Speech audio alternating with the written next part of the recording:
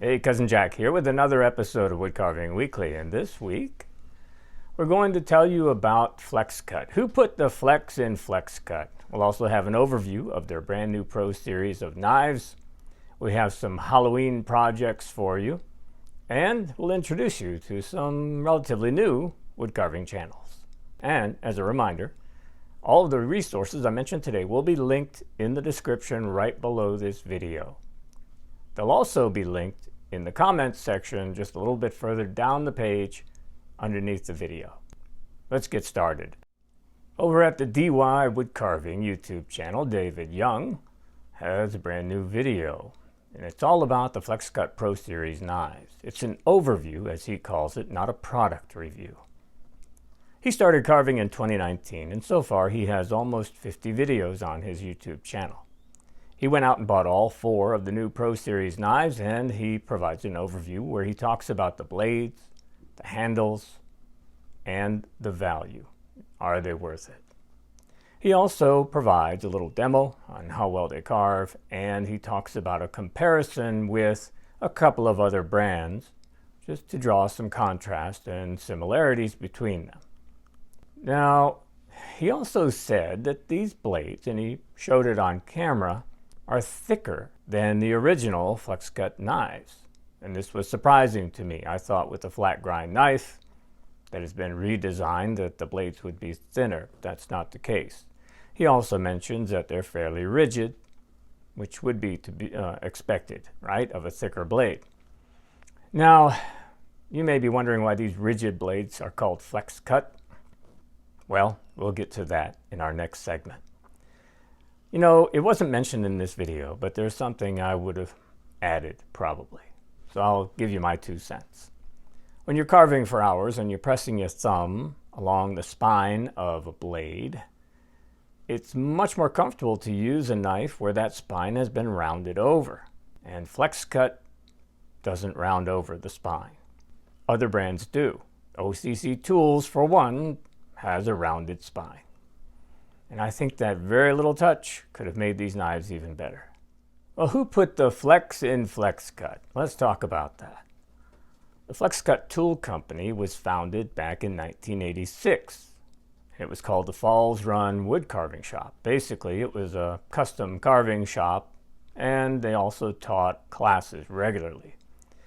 A man, Dave Bennett, was the person who started the Flexcut brand out of his garage way back in '86. And then in 1992, the Falls Run Woodcarving Shop became Flexcut Tools. And here's how that happened. See, Dave was teaching a relief carving class, and this was a type of class where people would bring their own tools to the class. And he noticed that the students were fighting over one person's tools. There was a student by the name of Rich Reamer. And Rich had brought his gouges and chisels with him for the relief carving, and the other students loved them. And here's why. Rich had come up with a way to heat treat his gouges so that they would have a harder metal near the tip, where of course you want a sharp cutting edge, and then also as it enters into the handle. And then this part of the shank in the middle would be softer and it would flex. And that is where the Flexcut name comes from. So anyway, Dave noticed how popular these tools were. He invited Rich to partner with him and develop a set of tools. And that's how Flexcut was born. There's a new video this week from Gene Messer. Gene is working on what he calls abstract birds. Now, many of you are probably familiar with Gene and his flat plane style carvings. He's done very many over the years, lots and lots. And these little birds are somewhat stylized, and they are anything but flat. There are a lot of contours in these shapes, and this is really a great opportunity to learn about wood grain direction and what it means to carve downhill. So in this series, Gene is primarily using his whittling knife, and he shows you all the cuts that he's making. He talks as well and gives you some instruction. I think you'll find that these stylized shapes are somewhat simple, but as I mentioned, a real opportunity to learn about grain direction. Well, you know, there are lots of videos out there that will show you how to carve an owl. They're everywhere. Well, Stephen over at Four Oaks Crafts has an owl carving video with a twist. This one he calls a mood owl. I've never heard of that one before, so I checked it out. So at the beginning of the video, Stephen provides some commentary, and he mentions that he learned about this project from a friend of his who turns these little owls on a lathe. He decided to go ahead and carve some, and he shares that with you in his video. It's about 17 minutes long altogether, and this design allows you to carve the head and the body, then separate the head and fix it in a way so that you can more or less change the angle and the turn of the head anytime you want to, depending upon the owl's mood, of course. This is a beginner-friendly video, and in addition to the commentary at the beginning, there's some text messages throughout the video that give you some additional instruction. And the video quality is really nice. Well, up next we have a Halloween project from a YouTube channel called Whittling Willow Bee. This was a new one to me, and it looks pretty nice. Altogether, this channel started back in 2019.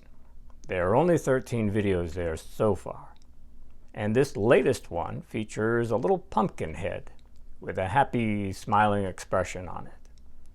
So this carver starts with a basswood egg, and he said it took him about 15 minutes to carve the whole thing.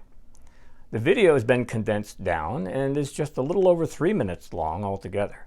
There's no talking during the video, but there's some nice soft acoustic guitar music playing in the background. The video quality is nice and clear. And overall, I would say it's a very enjoyable video. If you're looking for a Halloween project, this one might be for you. We have another Halloween project and another relatively new YouTube channel to share with you.